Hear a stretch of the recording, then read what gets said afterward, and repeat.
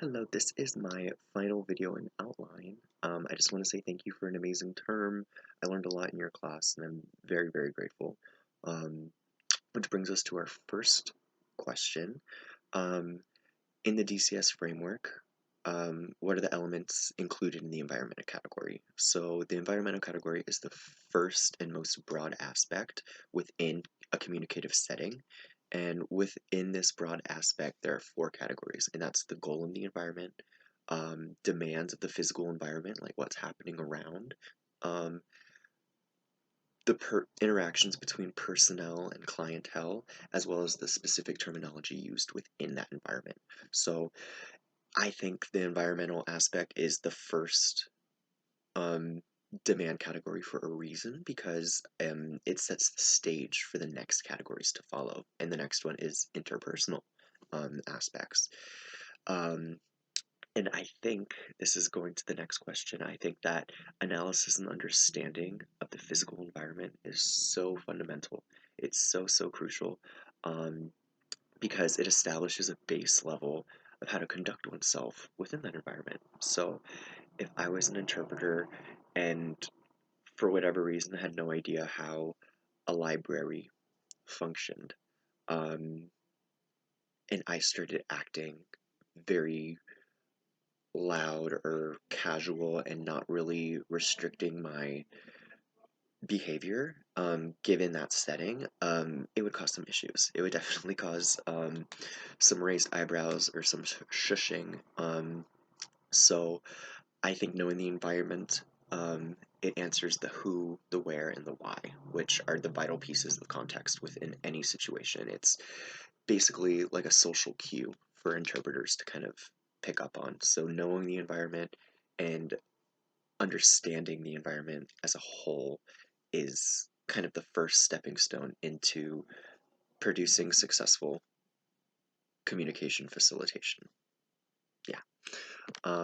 Which then brings us to the third question.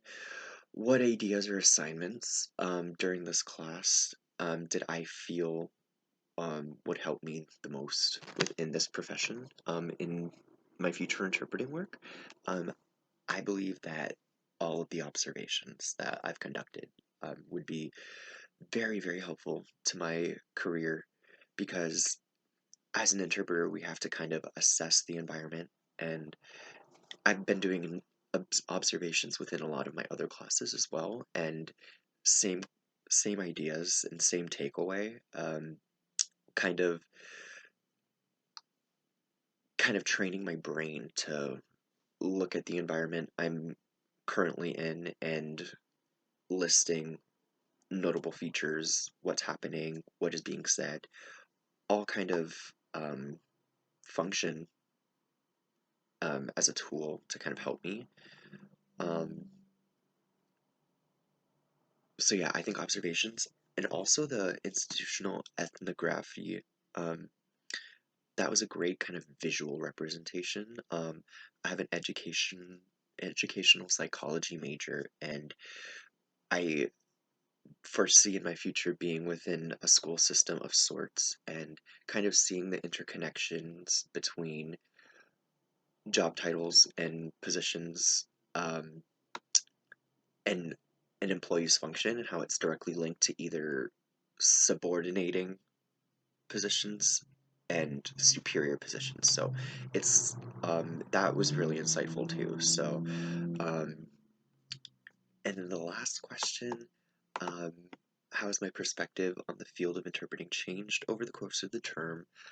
Honestly, I was kind of generally nervous all around because I'm a nervous person, but now I'm a little even more wary going forward because um, I'm learning that it's a multi-layered profession. There is a lot of self-awareness that goes into this profession, kind of extra learned knowledge that kind of goes into interpreting for another person. You kind of have to check all the boxes and be aware of a lot of concepts and topics. So it's kind of this is good. Like the the kind of intrepidation and um worry I feel is kind of good because it's kind of policing me in what areas I need to focus on and what um, what is expected of me as an interpreter. So yeah, um, that is all the questions. Thank you so much.